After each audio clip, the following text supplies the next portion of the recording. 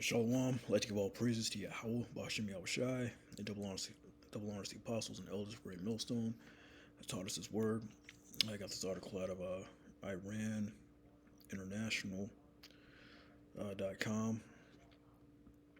It was dated Sunday the 5th, entitled Iran Warns of Consequences if U.S. does not secure Gaza ceasefire. So yeah, a lot of more talking back and forth, but there ain't gonna be no ceasefire, until the Amalekites till they get their revenge for that invasion, But this is all prophecy because once U.S. attacks Iran, then then Russia's gonna step in and it's go time, for World War III, as well as other prophecies like the hour of temptation, the mark of the beast has to get pushed as well, but judging by what's going on, we're very close to the end.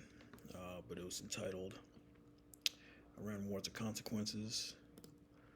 It says Iran has renewed its threats to the United States, cautioning that if Washington fails to enforce a ceasefire in Gaza, there will be repercussions. Mohammad Reza Ashanti, Iran's Minister of Defense, emphasized the urgency, stating, "Our advice to the Americans is to immediately halt the war in Gaza and implement a ceasefire. Otherwise, they will be hit hard."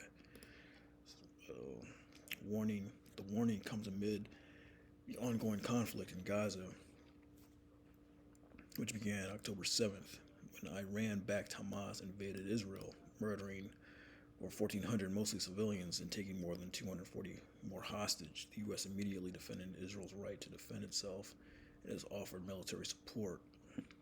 Additionally, the deputy coordinator, Mohammad Raziz Nahdid, the deputy coordinator of Iran's Islamic Revolutionary Guard, has added to the tensions by stating, "If Israel's crimes continue, we should strike America's interests," not mentioning its proxy attacks on U.S. facilities, which have been ongoing in recent weeks.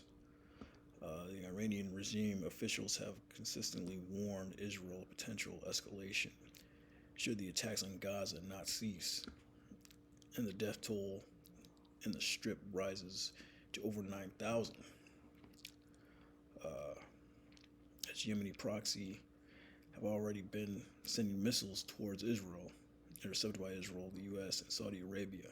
Meanwhile, on Israel's borders, attacking its proxies in Syria and Lebanon continue to ramp up. So Lord will, it continues to ramp up even more and more. But I don't think they're going to stop anytime soon. So Lord will, it escalates. So if the U.S. attacks Iran, or if they get into it, then according to the scriptures, Russia is going to be that guard unto them. This is Ezekiel 38:1. "And the word of the Lord came to me, saying, Son of man, set thy face against Gog in the land of Magog, chief prince of Meshach and Tubal, and prophesy against him." Yeah, Gog and Magog, that's Russia today. "And say, Thus saith the Lord power, behold, I'm against thee, Gog, the chief prince of Meshach and Tubal. And I will turn thee back and put hooks in thy jaws." And we saw that a couple years ago. Not a couple years ago, but back when Russia invaded, Ukraine, attacked Ukraine. I was putting their hooks in their jaws because they're trying to get that land back. That old Soviet, empire. "And I'll bring thee forth." So this prophecy came to pass. "And all thy army, horses and horsemen, all of them clothed with all sorts of armor, even a great company with bucklers and shields, all of them handling swords. Persia," which is Iran today, "Ethiopia, Libya with them, and all of them with shield and helmet. Gomer and his bands, the house of Tergamah, the north quarters and his bands, and many people with thee. Be thou prepared, prepare thyself, thou and all thy company that are assembled unto thee, and be thou a guard unto them." So Russia is going to be a guard unto Iran, when this thing goes down. if there's no ceasefire, and Iran actually carries out on their threats, the U.S. is going to have to get involved, and then Russia's going to get involved. And they will get involved. This is 2 Ezra 15:28. Behold, a horrible vision, and the appearance thereof from the east, where the nations of the dragons of Arabia shall come out with many chariots.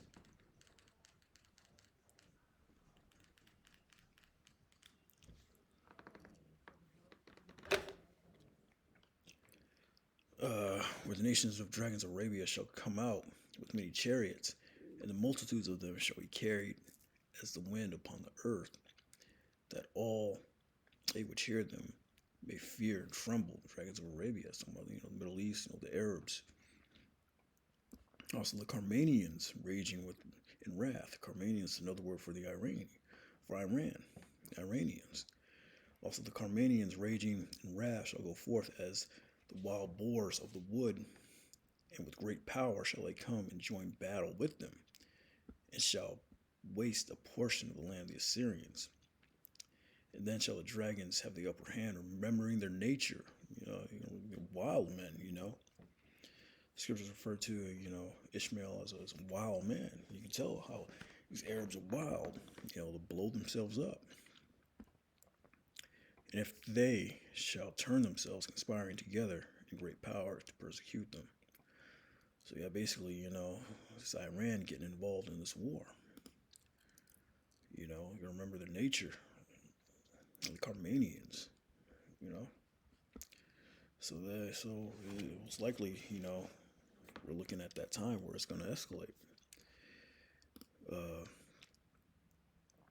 It's Joel 3:9. Proclaim ye this among the Gentiles. Prepare war.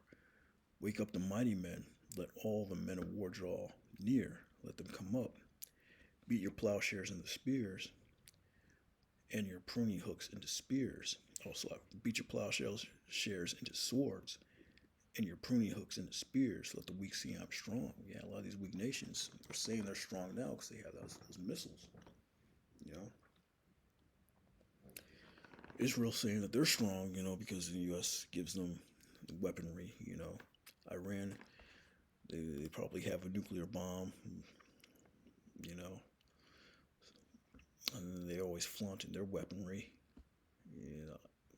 India, all these little small nations, they're strong now because they have that nuclear bomb and they have all these weapons, missiles and whatnot. Assemble yourselves and come, all ye heathen, and gather yourselves together round about. Thither cause thy mighty ones to come down. Let the heathen be wakened, and come up to the valley of Jehoshaphat. How is judgment? Right there in the Middle East, man. For there will I sit and judge all the heathen round about. Put ye in the sickle, for the harvest is ripe. Come, get you down, for the press is full, the fats overflow. For their wickedness is great, multitudes in the valley of decision.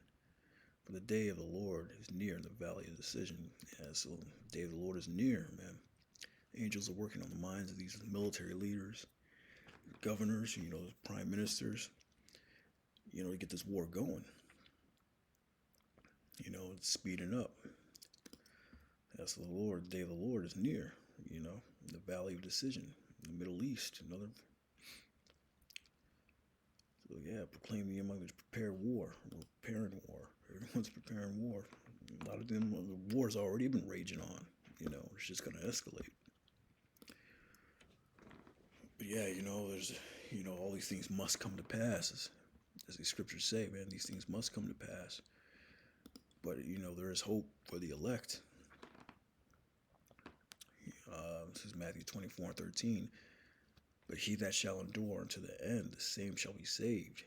And this gospel of the kingdom shall be preached in all the world for a witness unto all nations. Then shall the end come. And this is how we know that the word's been preached, across the whole earth. Because these things are just speeding up,